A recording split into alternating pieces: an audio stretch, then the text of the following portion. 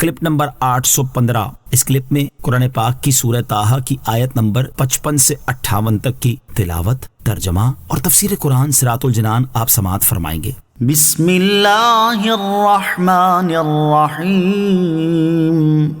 ترجمہ: اللہ کے نام سے شروع جو نہایت مہربان رحمت والا ہے۔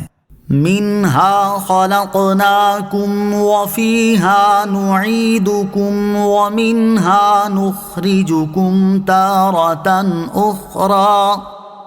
ترجمہ: ہم نے زمین ہی سے تمہیں بنایا اور اسی زمین میں تمہیں پھر لوٹائیں گے اور اسی سے تمہیں دوبارہ نکالیں گے۔ منہا خلقناکم، ہم نے زمین ہی سے تمہیں بنایا۔ ارشاد فرمایا کہ ہم نے تمہارے جد اعلیٰ حضرت آدم علیہ السلام کو زمین سے پیدا کر کے تمہیں اس سے ہی بنایا، اور تمہاری موت اور دفن کے وقت اسی زمین میں تمہیں پھر لوٹائیں گے اور قیامت کے دن اسی زمین سے تمہیں دوبارہ نکالیں گے۔ میت کی تدفین کے بعد ایک مستحب عمل، یہاں ایک بات یاد رہے کہ جب کسی مسلمان کو انتقال کے بعد دفن کر دیا جائے اور اس کی قبر پر تختے لگانے کے بعد مٹی دی جائے تو اس وقت مستحب یہ ہے کہ اس کے سرہانے کی طرف دونوں ہاتھوں سے 3 بار مٹی ڈالیں۔ پہلی بار کہیں منہا خلقناکم، دوسری بار وفیہا نعیدکم، اور تیسری بار ومنہا نخرجکم تارۃ اخری کہیں۔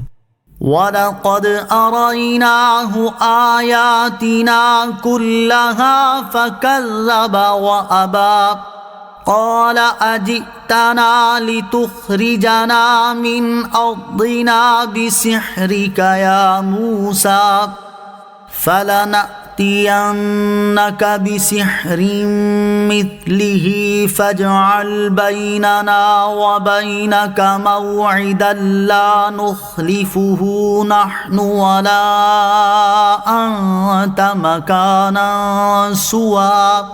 ترجمہ: اور بے شک ہم نے اس کو اپنی سب نشانیاں دکھائیں تو اس نے جھٹلایا اور نہ مانا۔ کہنے لگا، اے موسیٰ، کیا تم ہمارے پاس اس لیے آئے ہو کہ ہمیں اپنے جادو کے ذریعے ہماری سرزمین سے نکال دو؟